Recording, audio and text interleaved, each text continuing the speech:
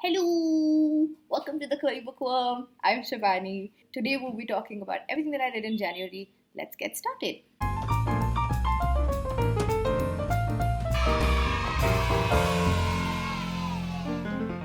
I am going to tell you all of the books that I read, but in order of the ones that I loved, the ones that were really meh, and the ones that did not work for me at all, or the ones that I DNF'd, which is did not finish. Book number one is this one. You will remember it from my TBR list in January. It's called The Inflatable Woman by Rachael.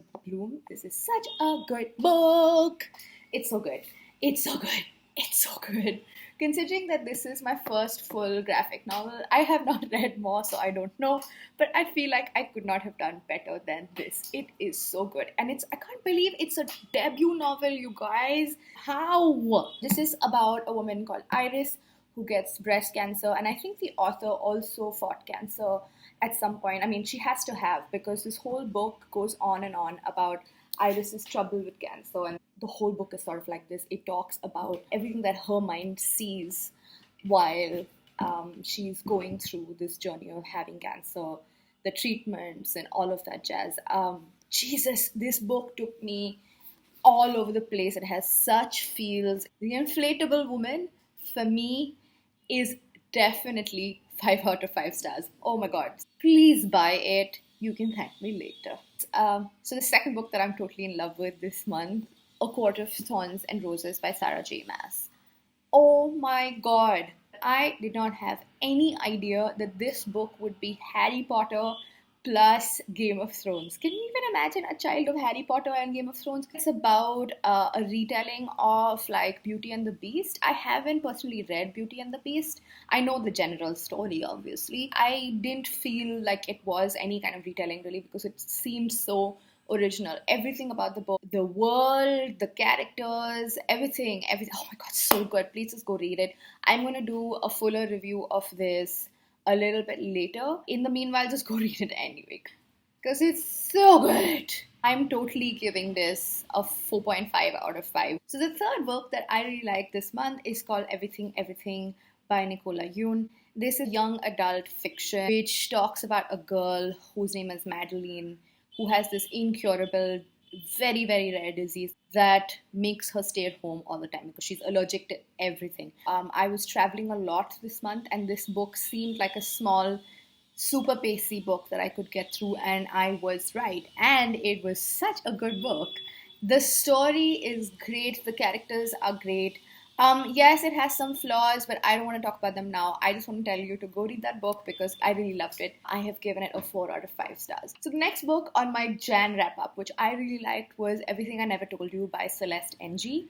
Dudes, the writing in this book is mind blowing. It is about a family that loses one of their daughters, and what that does to the family. Oh, and the family is basically half American and half Chinese. It has topics of gender, it has topics of race, it has topics of family, which is just so heartbreaking because family is rarely that perfect. It's never picture perfect. It's just in the pictures that you take in the studios, and this book really explores that. What I loved about this book is that it talks through each person's perspective, and the perspectives just keep melting like butter through the whole story. I love books that are character driven, you guys. It was definitely a 4.5 out of 5 for me. So the next book on my list is Three Dark Crowns by Kendare. As you can see, my smile has just gone lower. It's because we've now entered the books that are meh.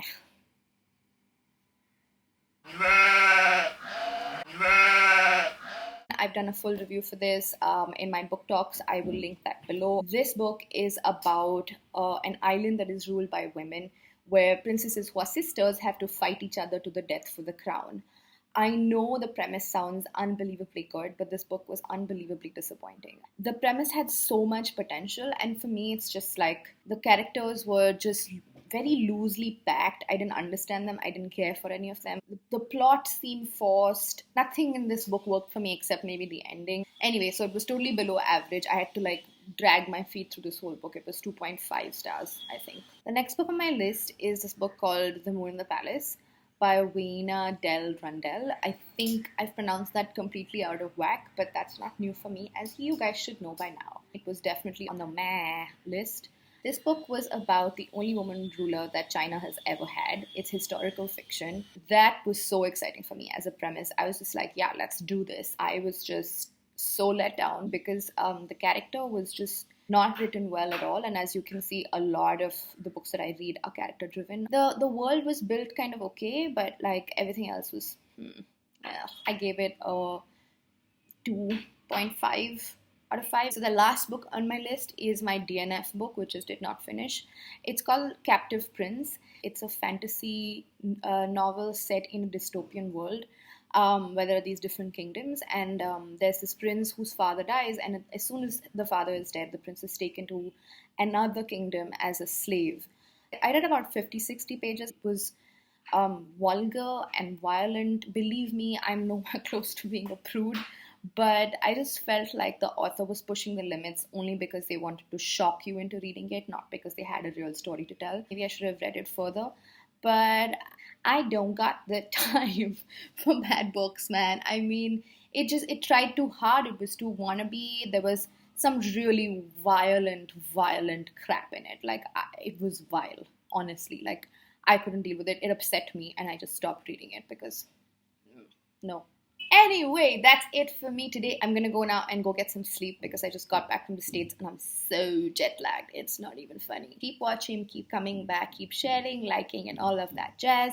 Oh, and also, I just remembered, if you want to get an email every time I put up a video, which if you do, thank you very much. Just go down below. There's a subscribe button. Next to that, there's an alarm button. So just hit the alarm button and you will get an email notification every single time I put up a video. Yay! It is a high fantasy novel set on an island called Finburn.